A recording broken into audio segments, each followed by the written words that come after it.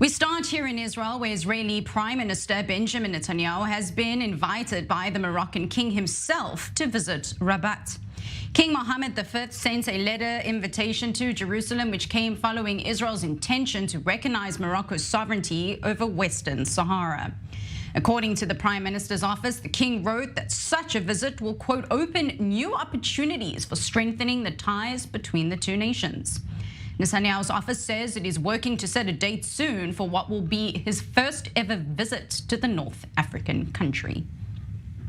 Well, let's cross now live to Morocco's capital, Rabat, to Dr. Mohamed Chtatou, a political analyst and senior professor at the University of Rabat. Doctor, thank you very much for being with us here this evening. We know it's not quite an invitation to the White House, as Benjamin Netanyahu has been longing for, but this is sure to heal some of those wounds. What more can you tell us about what is set to be the first ever visit by Benjamin Netanyahu to Morocco?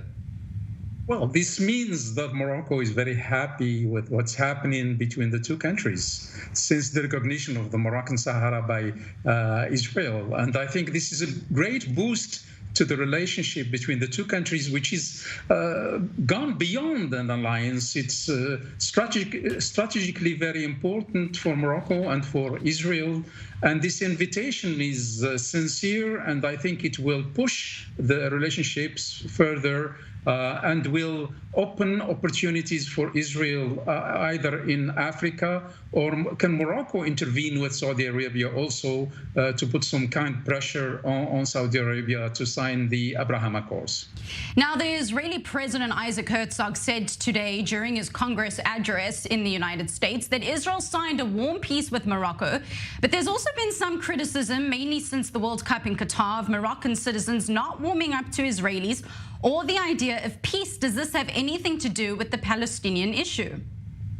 Well, the majority of Moroccans support the relationship with Israel. Of course, there are people who are against this and support the Palestinians, but the Moroccans also support the Palestinians, and they want Israel and Palestine to start negotiations and to go ahead with new ideas in the negotiations.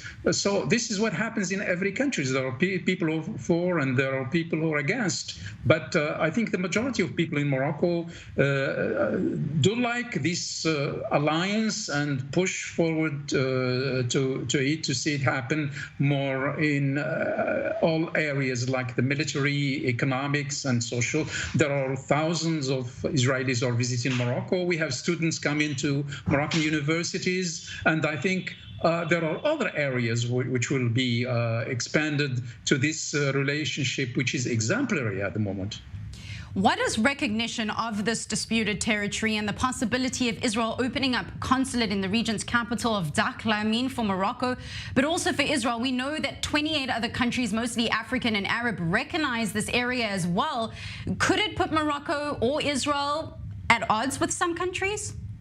It's a win-win situation for both countries. On the Moroccan side, the Israeli recognition will have a kind of a boost of relation with other countries, and it's already France, I think it's the next country to recognize the Moroccan Sahara, and maybe Britain also. So it's a great boost for Morocco. For Israel, it will expand the relationship and make it more fruitful to both countries. There'll be more Moroccan Israelis. There are about 1 million now in Israel who will be coming to Morocco. We'll have students, we'll have businessmen, and Morocco relation on the military level are extending extremely, and there are exchanges on every level. So it's successful.